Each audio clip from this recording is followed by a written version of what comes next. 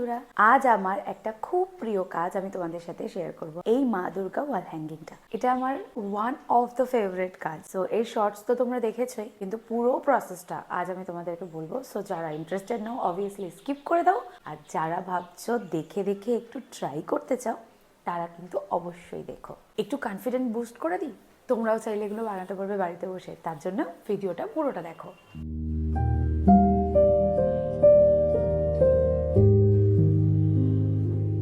Use করছি ফেভিক্রিলের moulded ক্লের দুটো packet. এর মধ্যে থাকা হার্ডনার আর সফটনার দুটোকে খুব ভালো করে মিশিয়ে নিতে হবে। যেহেতু এটা আমি হাত দিয়ে মেশাচ্ছি, তাই দু হাতে ভালো করে পাউডার আগে থেকে মাখিয়ে নিতে হবে। যতক্ষণ না মোটামুটি হোয়াইট কালারের ক্লে আমরা হাতে পাচ্ছি, ততক্ষণ অবধি আমরা মিক্স করব।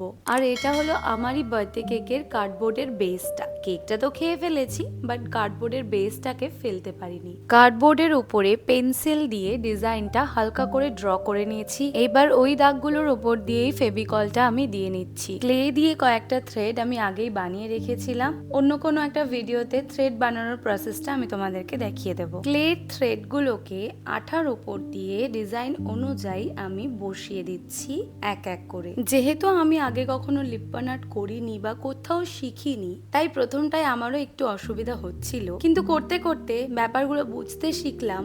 আর করে করেই শিখে গেলাম কিভাবে লিপ্পান আর্ট করতে হয়। কথা বলতে বলতে ডিজাইনটা রেডি হয়ে গেছে। এই কড়ি শেপের ক্লে গুলোকে আমি আগেই করে রেখেছিলাম, যাতে একটু শুকিয়ে যায় আর হার্ড হয়ে যায়। লেফট সাইডে নিচের দিকে জায়গাটা খুবই ফাঁকা ফাঁকা লাগছিল, যার জন্য আমি ওখানে দুটো কাশফুল বানানোর ট্রাই করেছি। ফর দ্য ফার্স্ট টাইম আমি ক্লের সাথে ডিল করছি। Genuinely guys, trying my best, hope you like it. এবারে কড়ি শেপের ক্লে গুলোকে আমি ফেভিকলের সাহায্যে সাইড দিয়ে লাগিয়ে নেব। কড়িগুলো লাগানোর সময় খেয়াল রাখবো হাফ কার্ডবোর্ডের ভিতরে আর হাফ কার্ডবোর্ডের বাইরে যেন থাকে। ক্লে লাগানোর পার্ট এখানেই আমাদের শেষ। আর এই রকম একটু দেখতে লাগছে ক্লেগুলো লাগানোর পর। এবার আমরা এটাকে কালার করে নেব।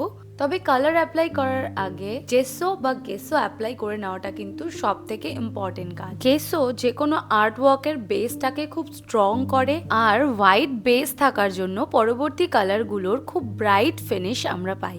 আজকের এই আর্ট পিসটাতে অনলি 3টে কালার লাগবে, হোয়াইট, রেড আর ব্ল্যাক। সো ইউজ করছি ফেভিক্রিলের অ্যাক্রিলিক কালার্স। হোয়াইট গেসোর ওপরে হোয়াইট কালারটা সম্পূর্ণ আর্ট পিসে অ্যাপ্লাই করে নিচ্ছি। তোমাদের মনে হতেই পারে যখন গেসো অ্যাপ্লাই করেছি তাহলে আবার হোয়াইট কালার ইউজ করার দরকার কি? অ্যাক্রিলিক কালার ইটসেলফ একটা ওয়াটারপ্রুফিং এজেন্ট, তাই আমি আগে হোয়াইটটা ইউজ করেছি পুরোটাই। এবং তারপরে অ্যাকর্ডিং টু ডিজাইন যেখানে যেখানে রেড কালার করার ছিল রেড কালার করেছি, এবং যেখানে যেখানে ব্ল্যাক কালার করার ছিল সেখানে সেখানে ব্ল্যাক কালার করেছি।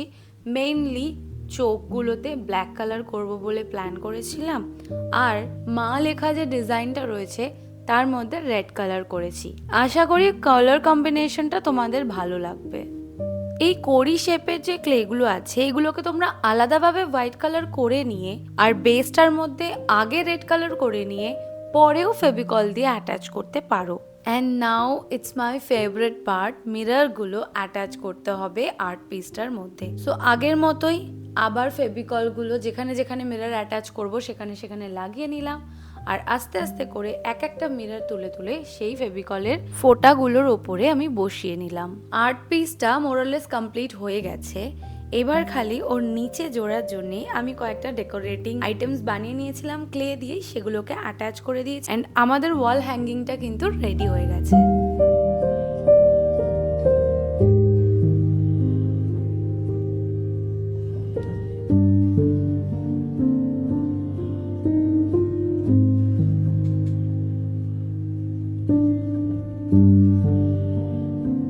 এটা ছিল প্রসেস। অ্যান্ড তোমরা বলো তোমাদের এটা কেমন লাগলো। তোমরা যদি কেউ এই ধরনের ওয়াল হ্যাঙ্গিং অর্ডার করতে চাও আমার কাছে, আমার হাতে বানানো, তাহলে তোমরা আমাকে ইনস্টা বা ফেসবুকে কিন্তু ডিএম করতে পারো, আমি তোমাদের সাথে যোগাযোগ করে নেবো। ও হ্যাঁ, যদি ভিডিওটা ভালো লাগে তাহলে কিন্তু লাইক আর শেয়ার করতে ভুলো না, আর কমেন্ট করে জানিও কিন্তু কেমন লাগলো।